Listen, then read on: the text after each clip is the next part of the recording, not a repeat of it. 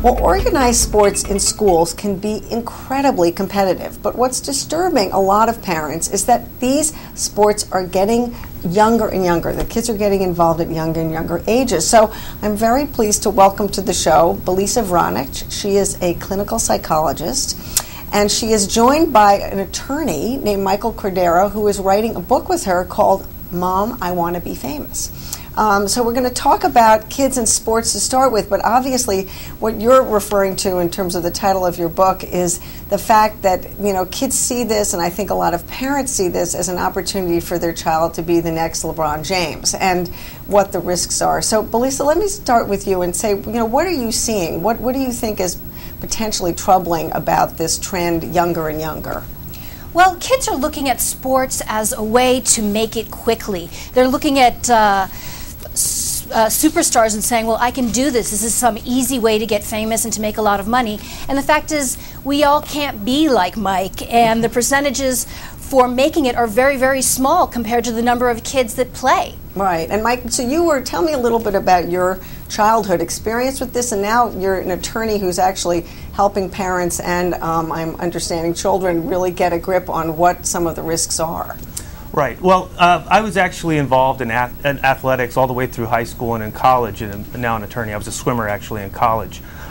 We're focusing now on making sure that parents prepare their children for life with a realistic attitude. Obviously, sports can add a lot to a child's upbringing and help them have a great perspective on life. But at the same time, parents really need to focus on what's important at school. At the end of the day, only about 2% of children that are involved in high school athletics will get a scholarship, and only 1 in 13,000 will go on to play professional sports. Right. So I guess part of what you're talking about is, it's very hard as a parent, if your child thinks that he can be, that superstar, to encourage them and motivate them, but at the same time give them a very important reality check. I think some of the time that, of course, what plays into this is parents living vicariously through their children. And, we see this in a lot of arenas in a kid's life, but I would guess particularly in sports. Is there something that either of you, would recommend in terms of a parent really taking a look in the mirror if this is something that is much more about their issues than about their kids? Well, as a clinical psychologist, the parents I see that are sort of over-exuberant with their children's careers tend to be parents that have been thwarted in their own dreams as children or as adolescents. So it's really important that you look at yourself and say, whose dream is this? Is this really my child's aspirations, or are they mine? Right. And Michael, what if you do, I know that you've had experience with and know stories, and we've all heard these terrible stories of parents who really, as Belisa said, their exuberance really leads to what we would call sideline rage. What are some of the steps that schools are taking or that coaches are taking to really try to put a limit on that for the sake of the kids, and also just the safety of the coaches, because a lot of them end up getting attacked? Right. Well, we've all heard the stories of coaches being attacked by parents, of parents shouting abusive things from the sidelines. And so schools are working really hard to try and box that in.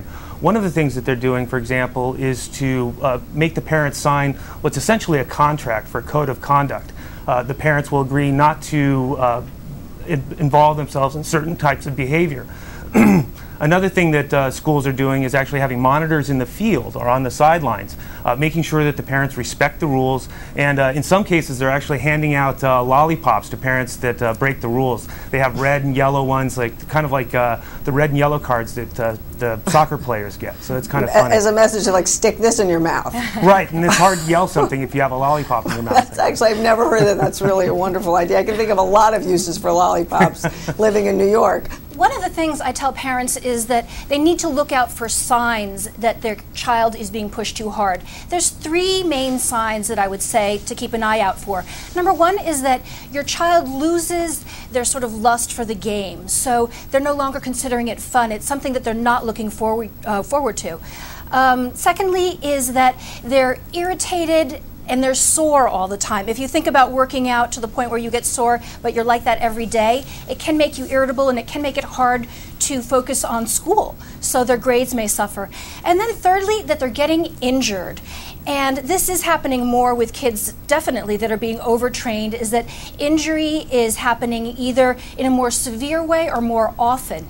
And that's something that's really, really significant. You know, one of the things that is changing these days is how many more girls are participating in organized and competitive sports. And again, the risk for injury is very different for them, and very high, particularly for certain kinds of injuries. So, Belisa, let me just start with you. Is there anything in closing that you think parents really need to be aware of as the school year sort of heats up and the athletics are well underway?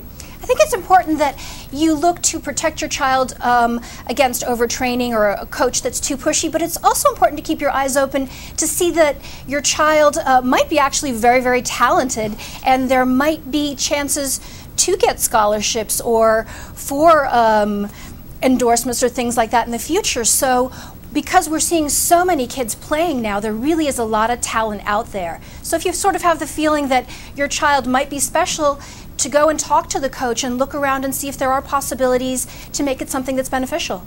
Great. Michael, any thoughts, again, in terms of just the legal issues that parents should be aware of, or your own experience, anything looking back you wish your parents had known? Well, I think my parents did a great job. I think what people should focus on is to just try and keep things in perspective.